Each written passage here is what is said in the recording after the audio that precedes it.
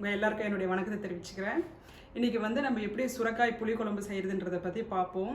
இது ரொம்ப டேஸ்ட்டாக இருக்குங்க. சாதத்துக்கு வந்து ரொம்ப ரொம்ப நல்லாயிருக்கும். நீங்கள் மறக்காமல் வீட்டில் வந்து ட்ரை பண்ணுங்கள். இதோ பாருங்கள், என்னுடைய கையில் வந்து சுரைக்காய் இருக்குது. இதை வச்சு எப்படி செய்கிறதுன்றதை பார்ப்போம்.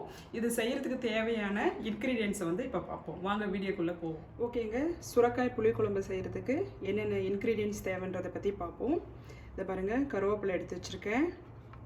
தாளிக்கிறதுக்கு வந்து சீரகம், வெந்தயம், கடுகு, உளுந்து, கடலைப்பருப்பு எல்லாம் போட்டு ஒன்றா ஒரு கப்பில் எடுத்து வச்சுருக்கேன். அதுக்கப்புறம் பூண்டு வந்து சின்ன சின்னதாக வந்து நறுக்கி வச்சுருக்கேன். ஒரு 5 பல்லு பூண்டை உரித்து சின்ன சின்னதாக நறுக்கி வச்சுருக்கேன். தோல் உரித்து 2 வெங்காயம், ஒரு 2.5 தக்காளி, மீடியம் சைஸ் 2.5 தக்காளி.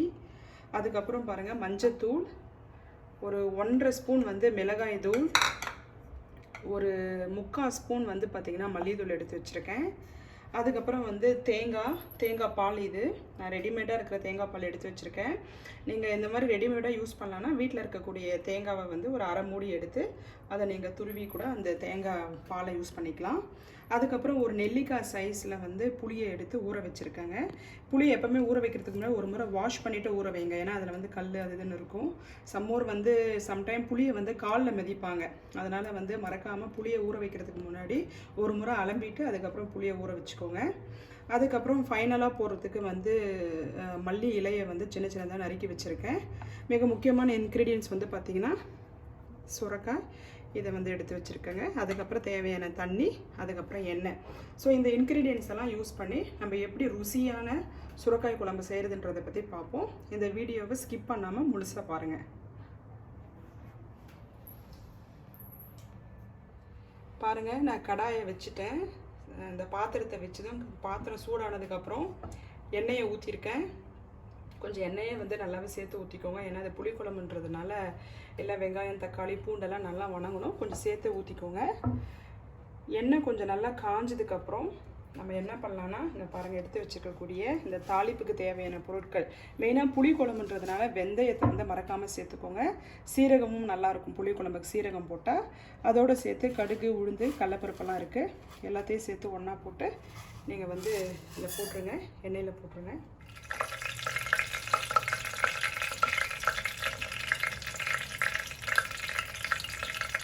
பாருங்கள், நல்லா பொரிஞ்சிருச்சு. பருப்புலாம் நல்லா வந்து பொரிய ஆரம்பிச்சிருச்சு. இந்த டைமில் வந்து நீங்கள் என்ன பண்ணுங்கன்னா கருவேப்பிலை போட்டுக்கோங்க.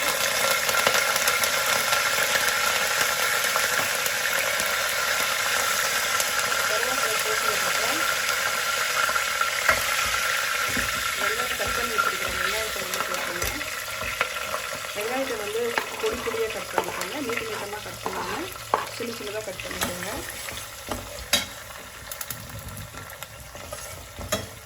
நல்லா கொஞ்சம் பொரியுட்டுங்க. வெங்காயம் நல்லா ப்ரௌனிஷ் கலரில் வரட்டும். இது நல்லா ப்ரௌன் ஆனதுக்கப்புறம் வந்து நம்ம தக்காளியை வந்து போட்டுப்போம். பாருங்க, ஓரளவு நல்லா வெங்காயம் வந்து ப்ரௌன் ஆக ஆரம்பிச்சிருச்சு. இந்த நேரத்தில் நீங்கள் என்ன பண்ணுறீங்கன்னா, நம்ம சின்ன சின்னதாக கட் பண்ணி வச்சுருக்கக்கூடிய பூண்டை வந்து இதில் போட்டுக்கோங்க. பூண்டு வந்து நல்லா வதங்கட்டும். பச்சை ஸ்மெல் போகிற அளவுக்கு நல்லா வந்து வதங்கணும்.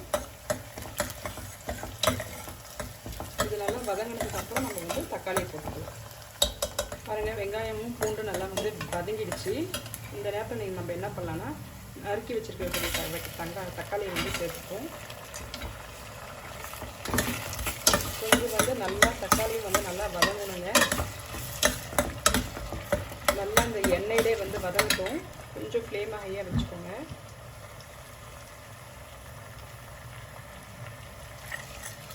நல்லா வதங்கட்டும். வதங்கினதுக்கப்புறம் நம்ம மற்ற பொருட்களெல்லாம் சேர்த்துக்கலாம். சுரைக்காவை வந்து சின்ன சின்ன பீஸாக வீட்டில் இருக்கிற டைசரை வச்சு கட் பண்ண போகிறேங்க. நீங்கள் வந்து கையிலே கத்தியை வச்சு சின்ன சின்னதாக கட் பண்ணிக்கலாம். ஸோ நான் இந்த டைசர் இருக்கிறதுனால இதை சின்ன சின்னதாக கட் பண்ணிக்கலாம். பாருங்க, டைசரில் வந்து சின்ன சின்னதாக சுரைக்காவை வந்து நான் கட் பண்ணி எடுத்துக்கிட்டேன். நீங்கள் வீட்லேயும் சின்ன சின்னதாக கட் பண்ணிக்கலாம். கத்தியை வச்சு நார்மலாகவே கையில் கட் பண்ணிக்கலாம். ஸோ நான் வந்து டைசர் இருக்கிறதுனால பாருங்கள், நல்லா ஒரே யூனிஃபார்ம் சைஸில் வந்து சுரைக்காவை சின்ன சின்ன பீஸாக வந்து கட் பண்ணியிருக்கேன். ஏன்னா சின்ன சின்னதாக கட் பண்ணால் நமக்கு சுரைக்காய் கொஞ்சம் சீக்கிரமாக வெந்துருங்க. பெரிய பெரிய பீஸ்லாம் கொஞ்சம் டைம் எடுக்கும். அதனால் சின்ன சின்னதாக கட் பண்ணியிருக்கேன். இங்கே பாருங்கள், தக்காளி, வெங்காயம், பூண்டு எல்லாம் வந்து நல்லா வதங்கிடுச்சு. நல்லா மசிஞ்சிருச்சு. இது நல்லா பார்க்கலாம் நீங்கள். அது நல்லா தக்காளி வந்து நல்லா ஸ்மூத் ஆகிடுச்சு. பூண்டும் வெங்காயமும் கூட நல்லா வதங்கிடுச்சு. ஸோ நம்ம இந்த டைமில் என்ன பண்ணலான்னா கொஞ்சம் மஞ்சள் தூள் ஆட் பண்ணிக்கலாம். தேவையான அளவுக்கு நீங்கள் மஞ்சள் தூள் ஆட் பண்ணிக்கோங்க.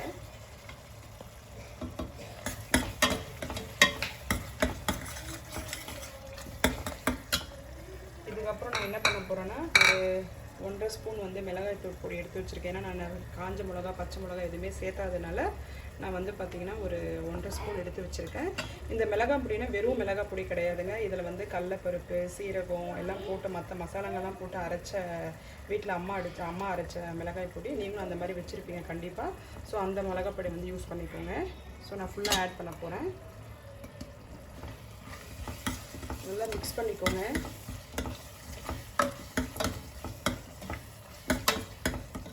அதுக்கப்புறம் நான் வந்து ஒரு மல்லித்தூள் எடுத்து வச்சுருக்கிறேன். மல்லித்தூள் இது ஒரு 3/4 ஸ்பூன் எடுத்து வச்சுருக்கேன்.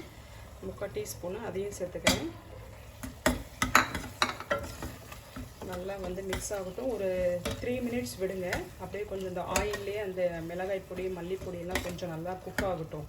ஒரு 2 to 3 மினிட்ஸ் அப்படியே விடுங்க.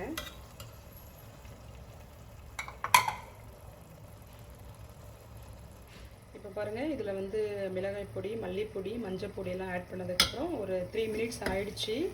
பாருங்கள், நல்லா அது வந்து மிளகாய் பொடியெல்லாம் கொஞ்சம் நல்லா ஒரு 3 மினிட்ஸ் எண்ணெயிலே வந்து நல்லா குக் ஆகிடுச்சு. இந்த நேரத்தில் நம்ம என்ன பண்ணலாம்னா நம்ம சின்ன சின்னதாக கட் பண்ணி இதை வந்து நான் வாஷ் பண்ணி கட் பண்ணி வச்சுருக்கேன் சுரக்காவை. ஸோ அதை வந்து சின்ன சின்னதாக கட் பண்ணியிருக்கேன். அதை வந்து ஆட் பண்ணிக்கிறேன்.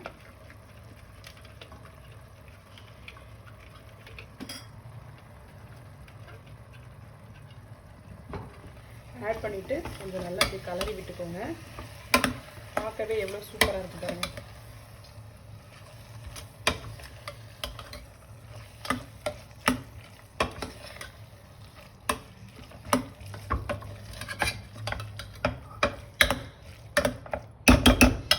பார்க்கவே ரொம்ப சூப்பராக இருக்குது.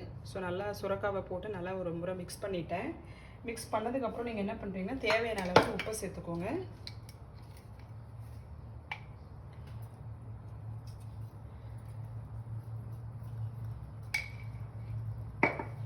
உப்பு சேர்த்ததுக்கப்புறம் மறுபடியும் நல்லா மிக்ஸ் பண்ணிக்கோங்க.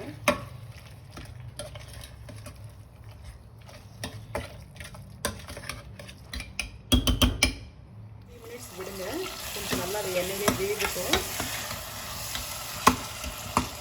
ஸோ இந்த டைமில் நான் என்ன பண்ணுறேன்னா ஒரு நெல்லிக்காய் சைஸில் நான் புளியை ஊற வச்சுருந்தேன் இல்லைங்களா, அதை கரைச்சி வச்சுருக்கேன். அதை வந்து ஆட் பண்ணிக்கிறேன்.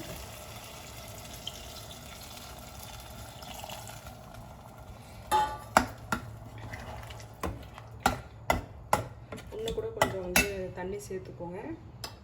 ஏன்னா சுரக்காய் வேகணும் இல்லைங்களா, நல்லா தண்ணியை சேர்த்துக்கோங்க. பார்க்கவே ரொம்ப அழகாக இருக்குது. கொஞ்சம் நேரம் வேகட்டும். ஒரு 7-8 மினிட்ஸில் வந்து இது வெந்துடும்.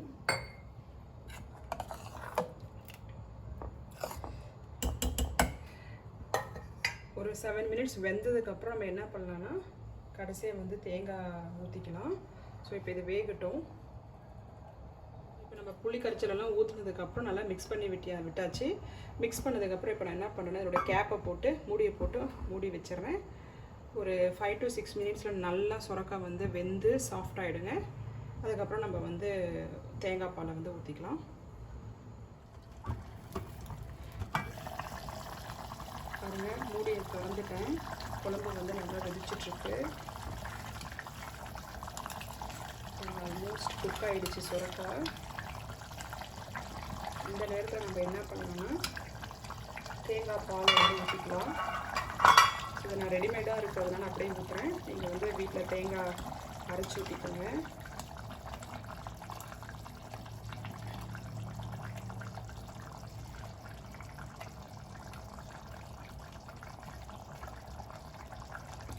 ஊற்றினதுக்கப்புறம் இப்படி நல்லா ஒரு முறை மிக்ஸ் பண்ணிக்கோங்க. உங்களுக்கு தேவையான அந்த கன்சிஸ்டன்சி வந்துடும். தேங்காய் ஆட் பண்ணதுக்கப்புறம் ஒரு 5 மினிட்ஸ் வந்து கொதிக்க விடுங்க. மறுபடியும்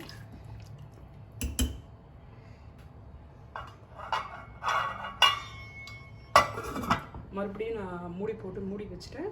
ஒரு 5 மினிட்ஸ் இதை வந்து நல்லா கொதிக்கட்டும். நல்லா அந்த ஆவிலே வந்து நல்லா தேங்காயும் வெந்துடும். அதே மாதிரி சுரக்காய் கொஞ்சம் இன்னும் கொஞ்சம் வேகாதது முழுசாக வெந்துடும். நமக்கு தேவையான கன்சிஸ்டன்சியும் வந்துடுங்க. தண்ணியெல்லாம் கொஞ்சம் எவாப்ரேட் ஆகி கொஞ்சம் திக்காக வந்துடும். ஸோ இது வேகட்டும். இப்போது ஒரு 5 மினிட்ஸ்க்கு அப்புறம் எப்படி இருக்குன்னு திறந்து பார்ப்போங்க. ஸோ 5 மினிட்ஸ் ஆயிடுச்சுங்க. நான் வந்து இந்த மூடியை திறக்க போகிறேன். ரொம்ப நல்லா அழகாக குக் ஆகிட்டுருக்கு பாருங்கள். நல்லா சுரக்காய் வந்து வெந்துருச்சு. நம்ம எதிர்பார்த்த அந்த கன்சிஸ்டன்சிக்கு வந்துருச்சு. தேங்காய் பால், புளி, காரம், உப்பு இதெல்லாம் சேர்ந்து செமையாக இருக்குங்க இது டேஸ்ட்டு சாப்பிட்றதுக்கு. ஸோ இந்த சமயத்தில் நான் என்ன பண்ணுறேன்னா இறக்க போகிறேன். இறக்குற அந்த சமயத்தில் கொஞ்சம் கொத்தமல்லி இலையை வந்து இப்படி தூவிக்கிறேன். நல்லா வாசமாக இருக்கும். அதுக்காக கொத்தமல்லி இலையை தூவிட்டு நல்லா மறுபடியும் மூடி வச்சுட்டு இறக்க போகிறேங்க. அருமையாக ஆயிடுச்சு குழம்பு. இதை மறக்காமல் வீட்டில் வந்து ட்ரை பண்ணி பாருங்கள். ஆயிடுச்சுங்க. இப்போ நான் சாதத்தோடு சேர்த்து சாப்பிட்டு எப்படி இருக்குன்னு சொல்கிறேன்.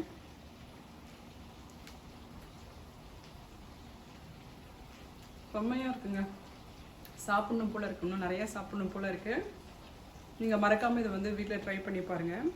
அதுவும் இந்த சுரைக்காய் புளிக்குழம்போடு வந்து அப்பளம், கருணைக்கிழங்கு பொரியல், இல்லைனா வந்து உருளைக்கிழங்கு பொரியல் அந்த மாதிரி சேர்த்து சாப்பிட்டிங்கன்னா இன்னும் சூப்பராக இருக்கும்.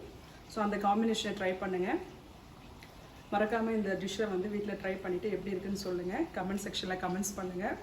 மறக்காமல் என்னுடைய சேனல் டாக்டர் லக்ஷ்மி 365 சேனலுக்கு வந்து சப்ஸ்கிரைப் பண்ணுங்கள், லைக் பண்ணுங்கள், ஷேர் பண்ணுங்கள், கமெண்ட் பண்ணுங்கள், உங்கள் ஃப்ரெண்ட்ஸ்க்கு ஃபார்வர்ட் பண்ணுங்கள். Thank you very much.